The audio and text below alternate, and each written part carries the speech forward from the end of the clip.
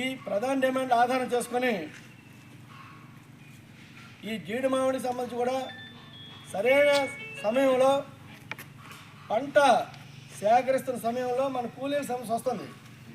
ఉపాధి హామీని కూడా అనుసంధానం చేయాలని చెప్పి ప్రధాన డిమాండ్గా ఉంది.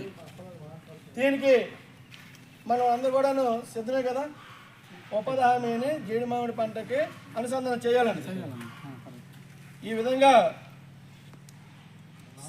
ఇప్పుడున్న టెక్నాలజీ పరంగా చూసుకుంటే మన మిత్రులు చెప్పారు వచ్చే తెగుళ్ళు వాటి నుంచి ఉపశమనానికి సంబంధించి గతంలో అంటే ఇబ్బందులు, ఇప్పుడు టెక్నాలజీ పెరిగింది, యాంత్రీకరణ అనేది వచ్చింది కనుక జీడి మామిడి తోటలకు వచ్చే తెగుళ్ళను నివారించడానికి మందులను పిచికారీ చేయడానికి యంత్ర పరికరాలు వచ్చాయి. డ్రోన్ల ద్వారా యంత్ర పరికరాలతో మనం ఈ పిచికారీ చేసి నివారించవచ్చు.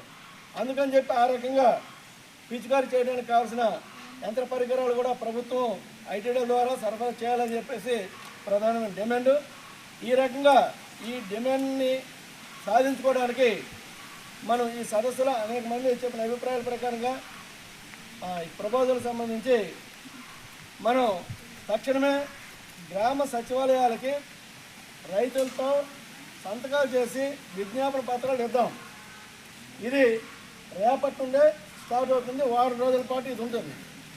అంటే రేపు 11వ తేదీ నుంచి 17వ తేదీ వరకు గ్రామ సచివాలయాలకి విజ్ఞాపన పత్రాలు ఇవ్వటం.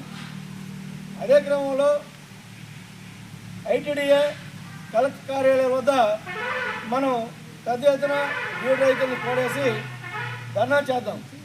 ఈ సచివాలయం అయిన తర్వాత ఆ పాయింట్ తీసుకుందామని చెప్పేసి తెలియజేసుకుంటూ దీని మీద మీ అందరి తాలూకా అభిప్రాయాలు సూచనల ప్రకారంగా ఒక కన్వీనింగ్ కమిటీని వేస్తున్నాం.